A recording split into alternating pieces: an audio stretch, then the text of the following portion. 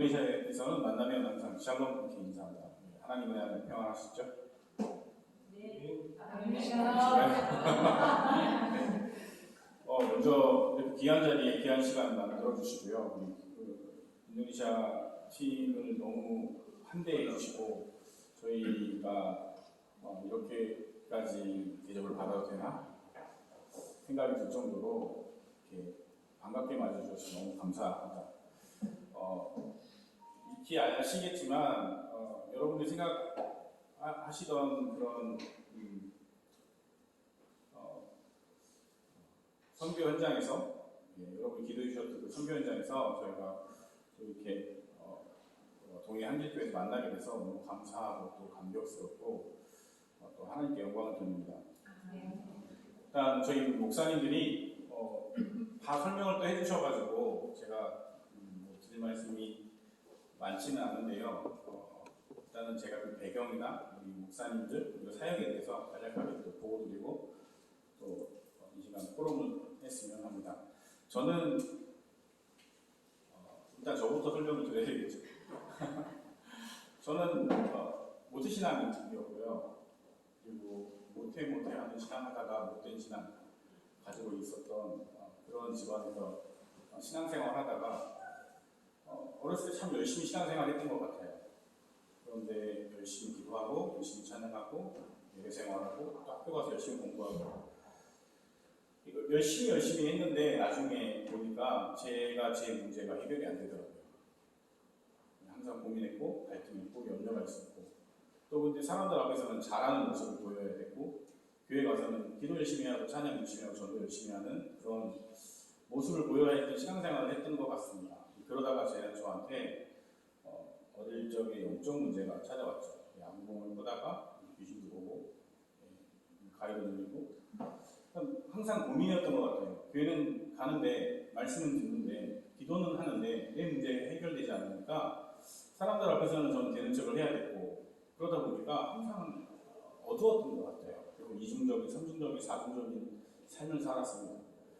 그래서 그렇게 살다가 초등학교 한 4학년 정도 됐을 때 한계가 왔어요. 죽고 싶다는 생각이 들더라고요.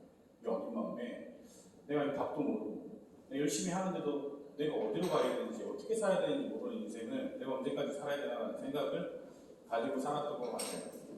그러다가 초등학교 6학년 때 제가 예수가 그리스도라는 복음을 들었어요.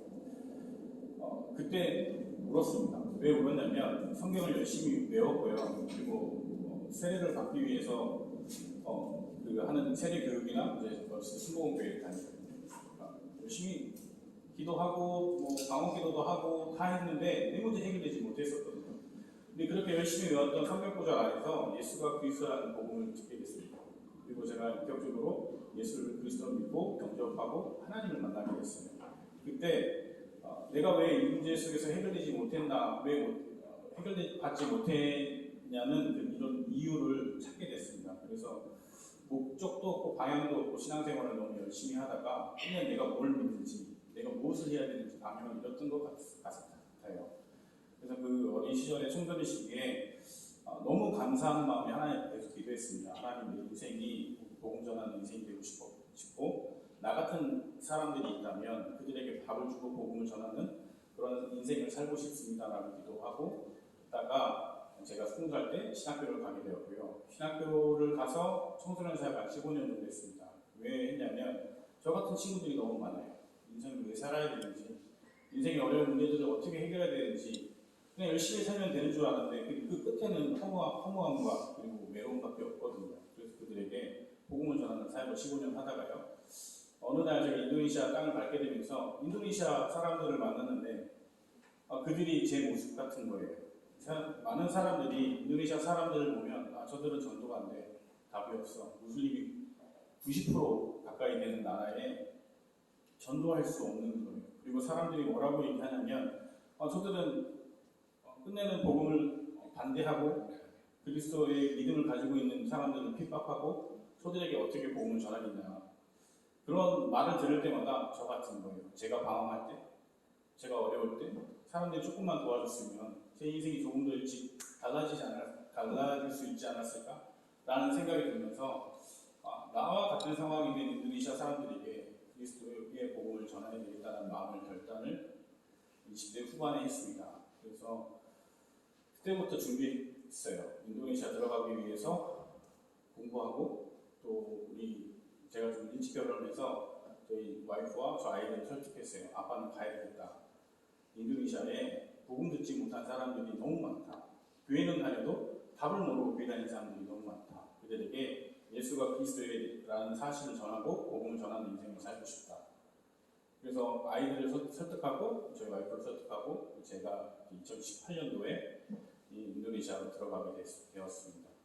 그런데 들어가자마자 이제 제가 좋아서 가는 것이기 때문에 든든한 후원도 없었고요. 그래서 가자마자 한 2년 고생했던 것 같아요. 하나님께 현장을 열어달라고 기도하고 또 어디든지 불러주면 가서 복음 전할 수 있다면 가서 복음 전하고 그리고 제가 돈을 벌어야 된다면 가서 돈을 벌 수 있는 현장이라면 현지 회사도 들어가서 돈을 벌고 하여튼 2년 동안은 그렇게 열린 현장들마다 다 찾아다녔습니다. 그러다가 우리 발리 전도학교에 문이 열렸는데 원래 발리 예원교회가 평신도 선교사님 김용규 선교사님이 조호성 전사님 어머니이시거든요. 사역자가 없으니 와서 전도학교를 좀 해달라고 부탁을 하셨어요. 그래서 제가 2018년도, 2019년도 들어가서 사역을 하게 되었습니다. 그래서 처음 만난 게 조금 목사님, 토니 목사님, 이우태희 목사님, 이렇게 여러 명의 목사님들과 현지 사역자들을 만나게 됐습니다. 그래서 가서 할 수 있는 건 저는 복음 전하는 밖에 없으니까요. 그때 3박 4일, 한 번 들어가면 3박 4일 동안 계속 복음을 전하고 훈련을 하는 그런 사역을 지속했습니다. 그러다가 코로나를 만나게 됐어요. 코로나가 됐을 때 너무 저는 정신적으로 많이 충격을 받았습니다. 왜냐하면 선교사 복음 전하려고 하는데 나라에서 나가지 말라. 정책적으로 바깥에 문 열고 나가지 못하게 방해를 하는 거예요. 그래서 열려진 현장들이 다 하나씩 닫히게 되었습니다. 그래서 그 2019년 후반부터 2021년 중반까지는 거의 매일 울었던 것 같아요. 네, 너무 마음이 아팠어요. 사람들이 죽어나가는데 해줄 수 있는 게 없어요. 그리고 나가서 제가 뭔가 복음을 전하고 사역을 해야 되는 현장들이 눈에 보이는데 할 수가 없어요. 어떻게 해서 하나님께 계속 기도했던 것 같아요. 하나님 내게 원하시는 게 뭡니까? 이 현장을 내게 보여주신 이유가 뭡니까? 저를 이 땅에 보내실 때는 확실한 목표와 목적과 이유가 있으실 텐데 왜 앉을 수밖에 없는 현장에 저를 보내셔서 이걸 보게 하십니까? 그 시간을 한 2년 가까이 코로나가 확산되는 인도네시아에서 시간을 보냈던 것 같아요. 그러니까 한국에서는 코로나가 확산되고 있으니까 그냥 나와도 괜찮으니까 누가 너한테 뭐라고 하는 사람이 없다. 나와서 코로나가 좀 줄어들면 조금 이게 잦아들면 그때 다시 나가라. 근데 제 자신이 그게 용납이 안 되는 거예요. 도망가는 거 같고 이 사람들 여기다 놔두고 저 혼자 살아나가는 거 같고 그 당시 좀 상황이 긴급했거든요. 인도네시아는. 그래서 현지 교민들이 전 세계를 뛰어가지고 다 한국으로 나가는 추세였는데 제 자신이 그 용납이 안 됐어요. 그래서 한 2년을 그냥 기도하면서 2년 동안을 인도네시아에서 버텼어요. 그러다가 2021년에 코로나가 조금 이제 사그라들면서 문이 다시 한국으로 나갈 수 있는 문이 열렸어요. 그래서 그때 잠깐 저희 아이들 졸업식도 못 보고 막 그런 시간들을 쌓아오다 보니까 좀 이제 아이들 좀 보고 와야 되겠다. 들어갔다가 코로나에 2번 확진되고 그래서 그 시간이 좀 오래 걸렸던 것 같아요. 그래서 준비하고 재정비하고 이건 하나님 다시 훈련하고 준비하고 들어간 사인인가 보다 생각을 하고 한국에서 1년 시간을 보내고 2022년 9월에 다시 인도네시아에 들어와서 사역을 전체적으로 다시 세팅했습니다. 그래서 잃어버렸던 만남들을 다시 찾아가기 시작하는데요. 우리 조공 목사님도 찾았고, 토니 목사님도 찾았고, 대희 목사님도 찾았고, 그 발리 전도학교에서 만났던 사람들을 다시 만나려고 연락을 했었는데 만나지 못했어요. 그때 제가 이제 생각난 게 단호 목사님이에요. 단호 목사님 제가 딱 2번밖에 못 만났거든요. 그때만 해도. 단호 목사님도 저를 잘 모르고 저도 단호 목사님 잘 모르고 근데 그 답답함에 찾아갔어요. 그리고 목사님한테 하소연했습니다. 고고로에 이제 원로 목사님이신 분이 고고로에 사역하시고 목사님 난 인도네시아 살아가는데 인도네시아에 복음 전하고 싶은데 이 현장들이 다 이렇게 끊어져 나가고 다들 코로나 때문에 먹고 살기 너무 힘든 상황 속에 계속되다 보니까 만날 수가 없어요. 그래서 목사님 좀 도와주세요. 내가 복음 전할 수 있는 현장을 열어주세요. 그래서 우리 보고로의 당 목사님이 본인 대예배 시간을 만들어 주셨어요. 왜 대예배 시간을 주셨냐면 모든 성도가 복음을 들을 수 있게 그리고 이 훈련을 받을 수 있게 그래서 제가 주일 예배 대예배에 설 수 있도록 당 목사님 문을 열어주셨어요. 그래서 제가 그 현장 속에서도 제자를 찾아야겠다. 또 열려지는 현장 속에 복음을 들어야 될 사람이 있다면 오늘 복음 듣고 살 수 있도록 영원한 생명을 얻을 수 있도록 그 현장에 들어가야겠다. 그래서 기도하면서 그 현장에 들어가게 되었습니다. 그리고 그 현장에 유승근 목사님이 동행하셨고요. 그리고 그 이후에 우리 이종필 목사님 필두로 이 강원도의 목사님들이 함께 들어오셔서 이 보고로에 전도할 수 있는 현장들이 열리게 됩니다. 너무 감사드리고요. 그 전도학교를 통해서 우리 조홍 목사님 다시 만나게 되는 거예요. 거기서 와서 저한테 이제 만나게 되고 따로 이제 식사를 하면서 얘기하는데 우리 조홍 목사님 뭐라고 얘기하냐면 2018년도에 그 관리전도학교에서 전해주셨던 말씀, 그 현장에서 전도해야 된다는 말씀, 그리고 복음 메시지와 구원의 메시지를 지금도 현장에서 하고 있습니다라고 얘기해 주는 거예요. 너무 감사했어요. 저는 다 끊어졌다고 생각했고 현장이 다 무너졌다고 생각했는데 그 관리전도학교에 한 20-30명이 모였던 그 현장에 그래도 그 메시지를 붙잡고 현장에서 정확하게 전도를 하고 있었던 분이 계셨어요. 그래서 그 현장에 대한 얘기를 듣고 보니까 그 지역마다 가정에서 현장을 열고 관계전도를 계속 하고 계셨어요. 그래서 보니까 어떤 메시지를 하시냐면 계속 보내기는 하시더라고요. 그러니까 제가 가르쳤던 내용 그대로. 그래서 우리 조홍 목사님한테 얘기했어요. 우리 같이 인도네시아 복음하자.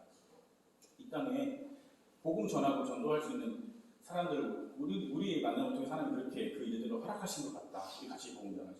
그리고 인도네시아에 정말 이 복음 전할 수 있는 또한 제자들을 계속 세워나가는 사역들을 우리 같이 하자. 그래서 우리 조홍 목사님을 제가 교회도 없는데 저희 부목사님을 청빙을 하고 그리고 삶이 좀 많이 그때 어려우셨는데 낮에는 물통 배달을 하세요.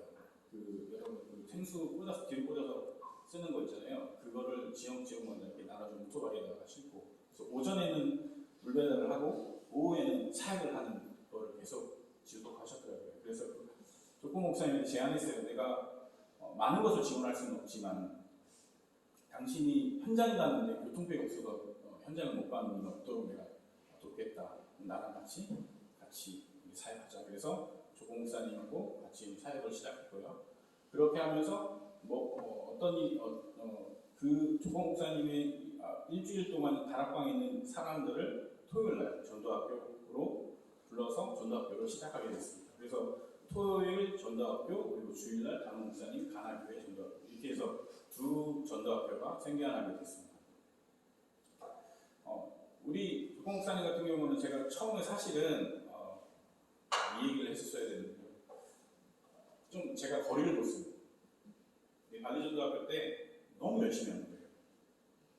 너무 열심히 듣고 열심히 적고 열심히 질문하고 강의 끝나면 또 와가지고 계속 물어보고 이건 어떻게 하는 거예요? 이건 왜 그러는 거예요? 계속 물어보는 거예요. 그래서 제가 사실은 좀 거리를 뒀어요. 이 사람은 동료가 있구나. 뭔가 나한테 얻어낼 게 있구나. 이 사람 공부하러 왔구나. 라고 생각해서 거리를 뒀던 사람이거든요. 근데 시간이 지나고 보니까 저 사람은 복음에 대한 중심을 가지고 현장에 대한 뜨거운 마음을 가지고 전도하고 싶었던 사람이었던 거예요. 그래서 제가 굉장히 나중에 사과했어요. 목사님 미안하다. 나는 당신을 오해했고 하나님이 주신 그 열정에 대해서 나는 동기가 있다고 생각했고 그래서 좀 멀리 있다. 그리고 다른 생각을 내가 하고 있었다. 그래서 미안하다고 사과를 했습니다. 그래서 그 만남 이후에 우리 목사님하고 다시 현장에 같이 현장 분석을 하게 되었고 그 교회를 세워야 되겠다는 마음을 먹었어요. 그래서 교회를 세워야 되겠다는 마음을 우리 단호 목사님께 설명을 드리고 우리 단호 목사님이 그것을 허락해 주셨습니다. 그래서 지역에 교회를 세울 수 있도록 현장 분석을 시작했어요. 조홍 목사님하고 여러 교회를 방문하고 여러 지역을 찾으면서 교회를 세울 장소를 찾으러 다녔습니다. 그러다가 우리 다락방에 참석하는 성도님 한 분이 본인 집에 옆에 창고 같은 그러니까 집이 있고 그 옆에 집이 하나 더 있는데 천장이 굉장히 높아요. 한 이만할 거예요. 이 정도 천장일 텐데 보통 인도네시아는 천장을 높게 짓지 않거든요. 근데 그분이 설명하시기를 자기 조모께서 이 집을 짓고 그 옆에 교회를 지으시려고 천장 높은 건물을 지으셨대요. 근데 그거를 끝내는 이루지 못하고 후손들이 그냥 거기를 칸을 박아서 집으로 사용하고 있었던 거예요. 근데 저희가 그 지역에 교회를 세울 것을 찾고 다니는 것을 알고 본인 집을 교회를 했으면 좋겠다. 그렇게 말씀을 하셔서 저희는 좋다. 가서 보니까 딱 교회 건물이고요. 벽면, 벽하고 벽만 다 철거를 하면. 그래서 거기에서 저희 성도님들이 다 모여가지고 장소를 불러보고 그 자리에서 기도하고 거기서 교회를 하기로 시작을 합니다. 그래서 시작된 게 저희 임마누엘 교회 설립 준비가 거기서부터 시작이 되는데요.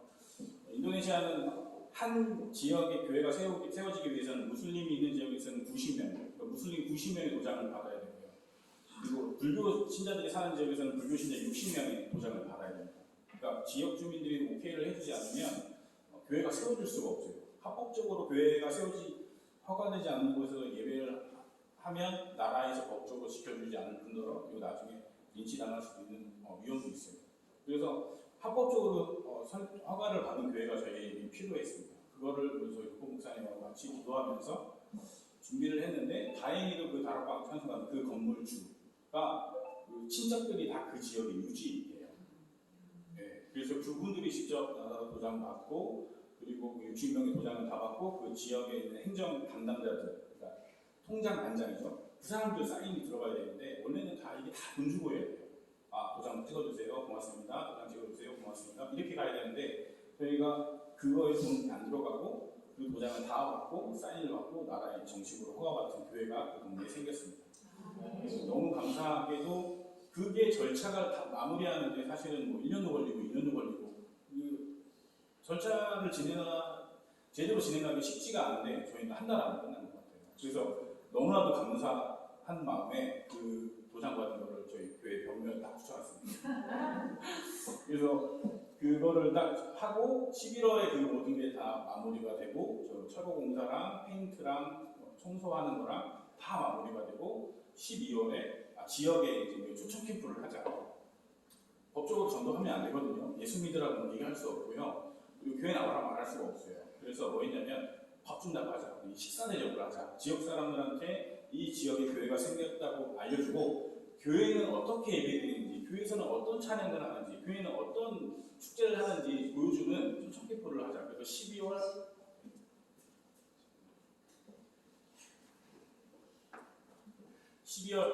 2023년 12월 17일 날 지역 주민들을 다 불러서 저희가 도시락 박스를 하나씩 준비해서 다 식사를 대접하고 교회가 문을 오픈해서 예배를 드리고 찬양 소리가 바깥에 나갈 수 있도록 그리고 교회가 어떻게 예배 드리는지에 대해서 보여주는 초청 캠프를 했습니다. 그래서 저희가 기도하는 전도 대상자들까지 다 포함해서 120명 정도 그 좁은 공간에 다 모이면 한 60명 꽉꽉 채우면 60명 들어오는 공간에 120명이 들어왔어요. 그래서 바깥에는 저희 그 성도님이 캐노피도 빌려와가지고 마당에다 캐노피도 치고 저희 옆에 있는 주방과 화장실 앞에서는 아이들이 예배드리고 본 예배당에서는 어른들이 예배드리고 이렇게 해서 정말 너무 감사하게도 많은 영혼들이 와서 예배드리고 교회가 이렇게 예배드리는 것을 보게 됐고요. 더 감사한 거는 교회 입구에 동네 그에서 좀 유지들이 동네 아저씨들이 군인 모자 쓰고 경각으로 들고 교회 예배 방해하지 못하게 앞에서 통제를 해주셨어요. 그러니까 교회가 문 열어놓고 찬양 소리가 바깥에 나가거나 말씀드린 선포하는 소리가 바깥에 들리면 무슬림들은 와서 방해할 수 있거든요.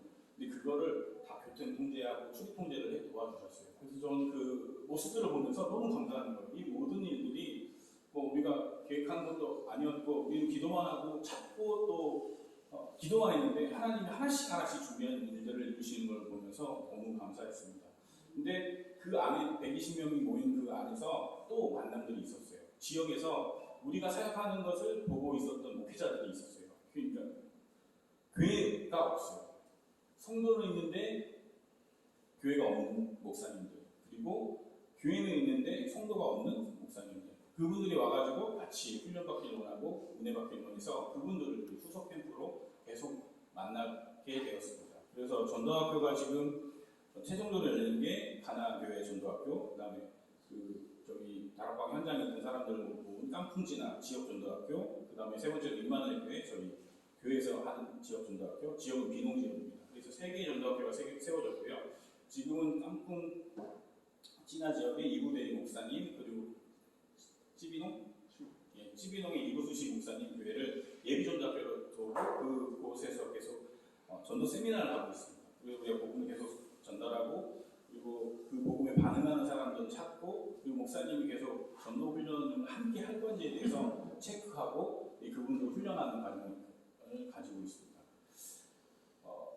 저희가 이렇게 한 팀이 된 게 너무 감사해요. 사실 저도 많이 부족한 사람이고요. 이 정호성 전도사 같은 경우는 발리에 7살 때 들어가서 지금까지 한 25년을 인도네시아에 살고 있고요. 그리고 얘기해도 돼요?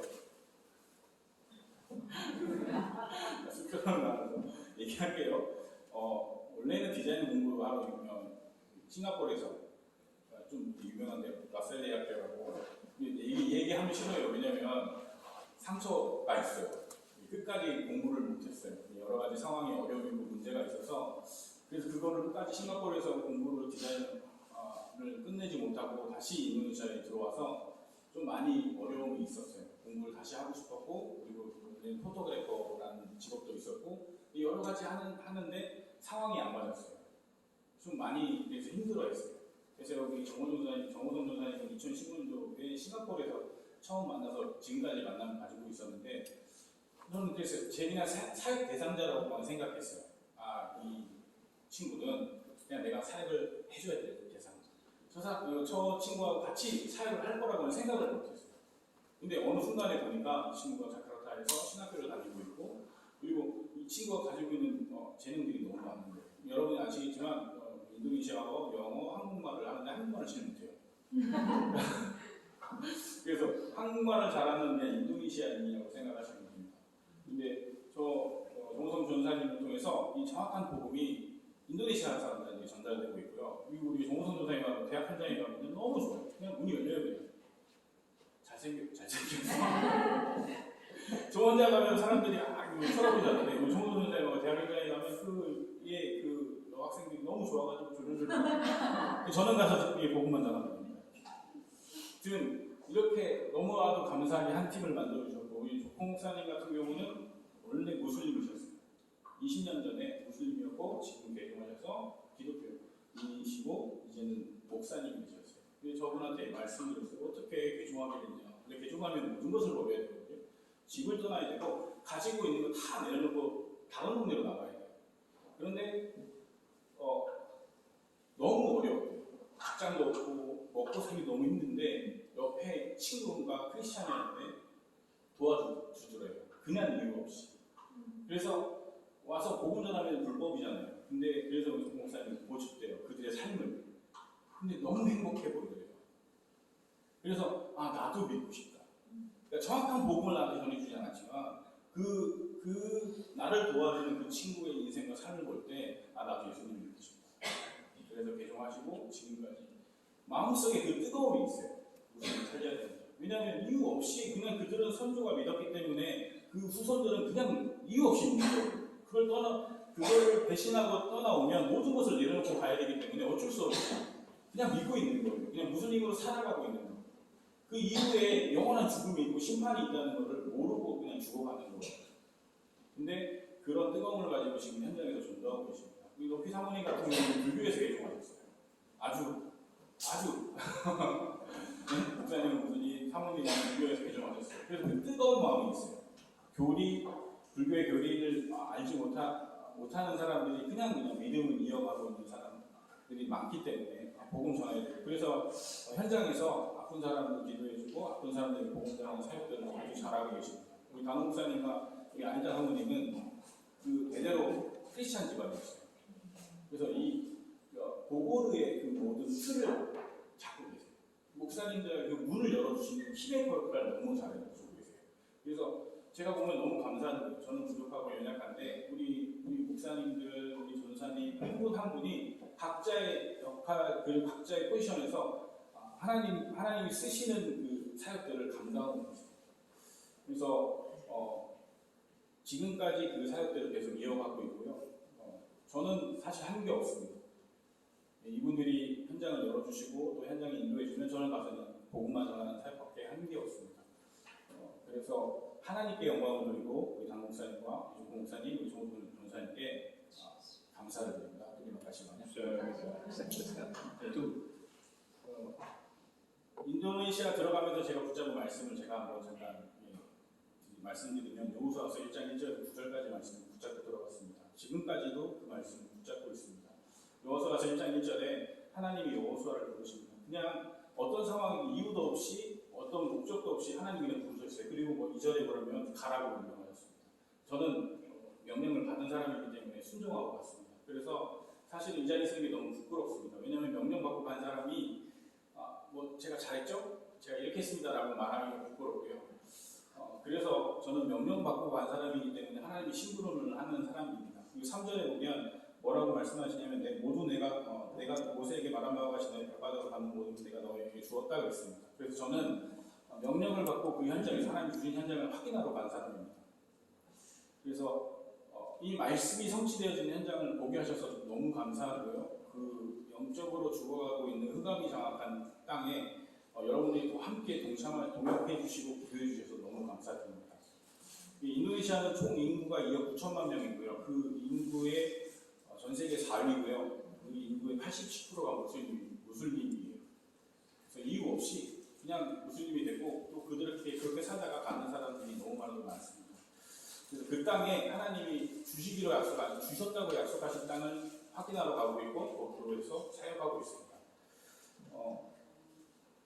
앞으로 우리 인도네시아 팀이 사역할 내용들은 우리 목회자 팀을 지금 구성하고 있습니다. 그들에게 복음을 전하고 그리고 현장에서 전도할 수 있도록 우리 목사님들이 전도학교를 통해서 나중에 포럼하는 걸 들어보면 뭐라고 얘기하냐면 신학교에서 성경을 배우고 성경을 공부하는 것을 가르치는데 전도하는 방법을 가르쳐주지 않는다. 그런데 저희가 이 구원의 길을 메시지를 하면 우시는 분도 계세요. 왜냐하면 이 성경 구조 가지고 전도를 해야 될지 모르는 거예요. 어떻게 전도해야 될지를 모르는 거예요. 그 안에서 예수가 그리스도라는 복음을 찾아내지 못하는 거예요. 그런데 우리 목사님들을 통해서 그 메시지가 현장 가운데 전달되고 그분들도 현장에서 전도할 수 있는 길이 열린 겁니다. 그래서 그런 목회자 훈련을 지속할 것이고요. 그리고 그 현장 속에서 만나는 우리 랩런트들에게 제가 이제 한국에서 인도네시아 들어가면 이제 한글 학교를 할 예정입니다.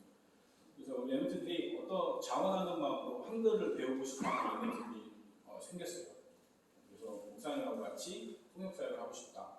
그리고 그 현장에서 복음 전하는 걸 한국말로 할 수 있도록 자기가 훈련을 받고 싶다. 그래서 그 친구들을 한글을 가르치는 한글 학교를 할 예정입니다. 그래서 그 안에서 랩런트들 중에 엘리트들이 세워지면 한국으로도 보내서 훈련을 시키고 그리고 이 한국 안에 와 있는 가민족들도 전도할 수 있는 문을 여는 그런 사역들을 연계해 갈 계획입니다. 제가 마지막으로 이제 기도 제목을 말씀드리면요. 이 사역을 계속 지속하기 위해서는 여러 가지 시스템들이 좀 필요합니다. 물론 경제적인 것도 필요하겠지만 제일 먼저 중요한 건 영적 배경입니다. 이 무슬림들이 하루에 5번씩 기도해요. 새벽 4시부터 저녁 7시까지. 그러니까 해 뜰 때부터 기도하고 해 질 때까지 기도해요. 그래서 저도 처음에 갔을 때 영적으로 많이 늘렸어요.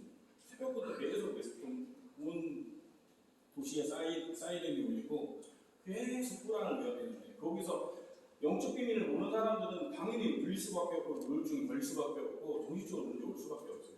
저도 새벽에 그 소리 들으면 섬찟할 정도로 이렇게 울릴 때가 있어요. 처음에 갔을 때. 근데 지금은 저도 그 시간에 같이 기도하거든요.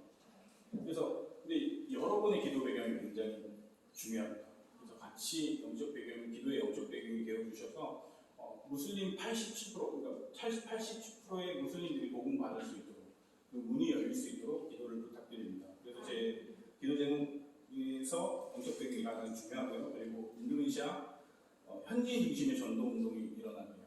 저는 제가 가서 전도하는 건 한계가 있습니다.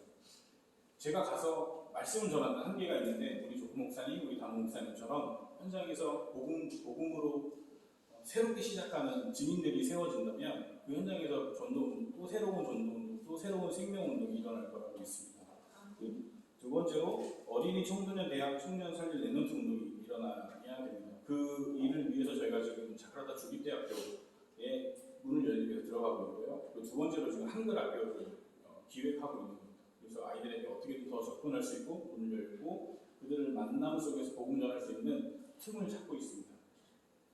기도해 주시고요. 세 번째로는 인도네시아와 복음화와 세계 복음화를 위해서 전도 운동을 지속할 시스템을 찾고 있습니다. 그 제가 찾은 첫 번째 시스템이 전도학교예요. 목사님들에게 전도 훈련 시키고 그리고 목사님들에게 복음 메시지를 들려드리고 그 안에서 반응하고 또 훈련받고 싶어하는 목사님들 같이 함께 한 팀으로 만들어서 지역마다 복음 전할 수 있는 교회를 현지인 교회를 세워나가는 게 일단 첫 번째 목표고요. 그 안에서 신학교와 그리고 현지인 교회 그 다음에 최종적인 목표는 아이들 교육을 할 수 있는 학교를 세우는 거예요.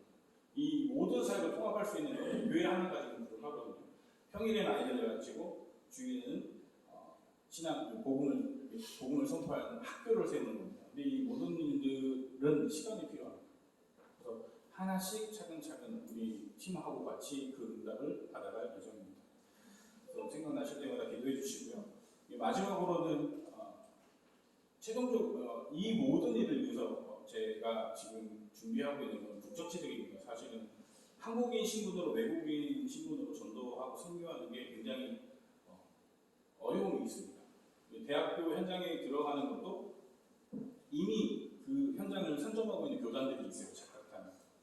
근데 그 교단들하고 부딪히게 되면 이분들이 신고를 하거나 뭐 고소를 하거나 하면 저는 외국인 신분이기 때문에 현지인에게 복음 전할 수 없거든요. 그럼 잡혀갈 수밖에 없고 추방당할 수밖에 없어요.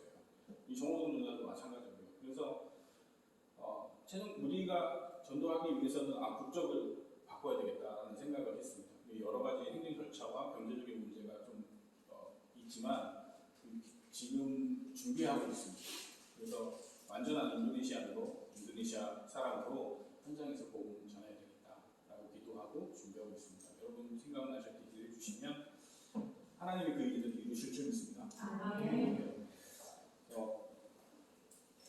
너무 감사합니다. 저는 오늘 이렇게 저희 팀하고 저하고 이 자리에 와서 여러분에게 이런 말씀들을 드릴 수 있다는 게 너무 감사하고요. 제가 사랑하는 인도네시아를 여러분에게 소개할 수 있어서 감사하고요. 인도네시아가 진짜로 하나님이 사랑하고 있다는 사실들을 여러분에게 증인들을 데리고 보여줄 수 있어서 너무 감사하고요. 그래서 앞으로도 여러분들이 가지 못한 곳 제가 가서 현장에서 복음 전하고 또 하나님의 일을 이루는 그 선교사역을 감당하도록